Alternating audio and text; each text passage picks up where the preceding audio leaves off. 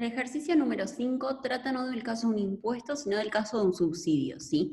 En particular, nos hace referencia a el subsidio en el mercado de gasolina. Nos dice, suponer un país con una demanda inversa de gasolina dada por 100 menos Q, ¿sí? Una demanda súper sencilla. La oferta es infinitamente elástica a un precio igual a 50 por litro.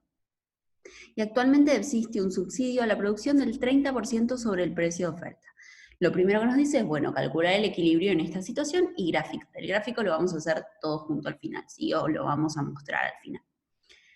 Ok, ¿qué es lo que tenemos que hacer? Igualar precio de oferta con precio de demanda, donde el precio de demanda va a ser estos 50 pesos del costo multiplicados por 0,7. ¿De dónde viene este 0,7? Bueno, nosotros sabemos que si la oferta estuviera sola, cobrarían este precio de 50, sí, que viene dado por el costo de producción, que nos dice que es de 50 pesos por litro, ¿sí? En realidad, o sea, esto yo lo que estoy diciendo es que es el costo de producción, dado que nos dice que el mercado de oferta es perfectamente competitivo, ¿sí? Pero en este caso nosotros lo que tenemos es ese costo multiplicado por 0,7 por la presencia del subsidio. Si ustedes hacen esta cuenta, así nos va a quedar 100 menos Q igual a 35. Si hacen los pasajes de términos correspondientes, llegamos a que en el óptimo, en este mercado, Q va a ser de 65 y naturalmente el precio de equilibrio, o al menos el que van a pagar los consumidores, es de 35. ¿Cuál van a recibir los productores? Bueno, naturalmente estos 50 pesos por unidad. ¿Cuánto van a pagar el gobierno de todo eso? Bueno, lo que va a pagar son las 65 unidades vendidas por la diferencia entre lo que pagan los consumidores y lo que recibe el productor, que son estos 15 pesos en los que difieren los 50 que recibe el productor y los 35 que paga el consumidor.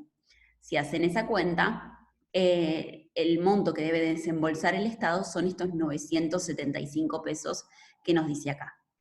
Ok.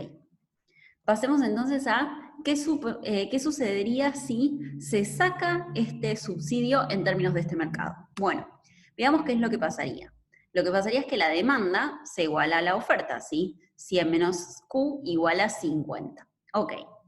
Si tenemos eso, lo que encontramos es que la cantidad de equilibrio naturalmente va a ser más baja, en particular va a ser de 50, y va a ser lo que se trance a un precio de 50 pesos. ¿Qué es lo que pasa? Bueno, vayamos al análisis gráfico, ¿sí? Naturalmente el excedente del consumidor va a caer, ¿sí? Veamos qué es lo que sucedía en cada caso. Quiero ver si me deja hacer un triángulo. Bueno, no pareciera posible, pero vamos a ver si no. Ok, ¿qué es lo que vamos a tener? Bueno, nosotros lo que vamos a tener es que con el caso del subsidio, el excedente del consumidor era todo lo que yo voy a marcar en azul, ¿sí? Es decir, todo lo que está por encima del precio de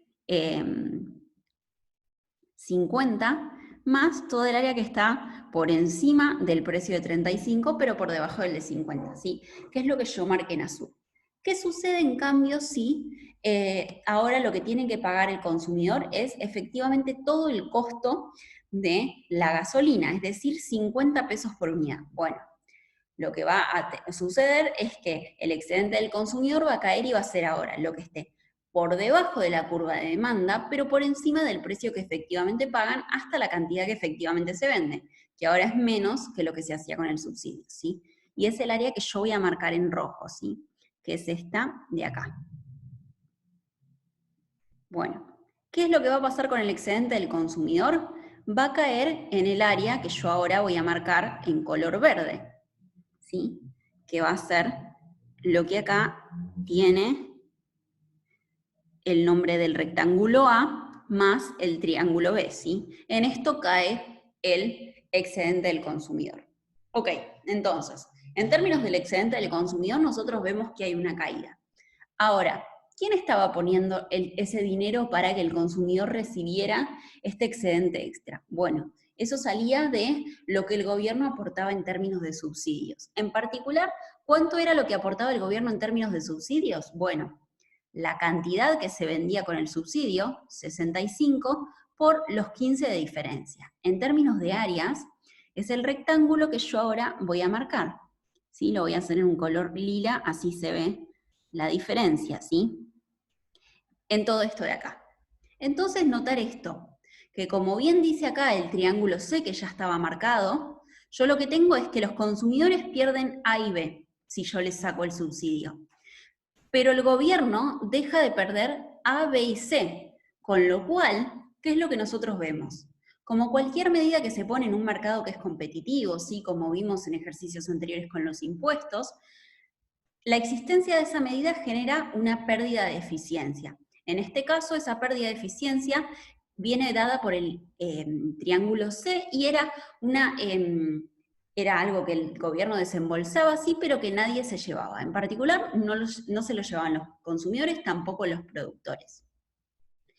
¿Y qué es lo que sucede si yo saco ese subsidio? Bueno, se deja de perder esa área de carga excedente.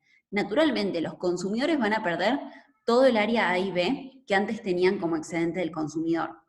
Pero en términos del bienestar total, sí. Por ejemplo, un planificador social valora lo mismo un peso en manos de un consumidor que un peso en manos del gobierno. Bueno, naturalmente hay una ganancia de eficiencia que hace, que viene dada por que ahora no está esta pérdida del triángulo C. Si ustedes la calculan, el área del triángulo C viene dada por una base de 50, de 65 menos 50, es decir, una base de 15, una altura de 15, y para calcular el área lo tengo que dividir por 2, dado que se trata de un triángulo, ¿sí? Si ustedes hacen la cuenta de 15 por 15 dividido 2, les da, como tienen ahí, un área de 112,5 de ganancia de eficiencia. Bien. Este razonamiento que yo les hice en palabras aquí es lo que ustedes tienen acá escrito, ¿sí? Donde lo que les dice es que si se saca el subsidio, se reduce lo que paga el gobierno, ¿sí? En el área A, B y C, con lo cual, dado que se cae también en una pérdida del excedente del consumidor de las áreas A y B, en términos netos lo que queda es la ganancia por el triángulo C, que es de estos 112,5 que nosotros calculamos. Bien. Esto entonces es lo que dice básicamente el ejercicio número 5.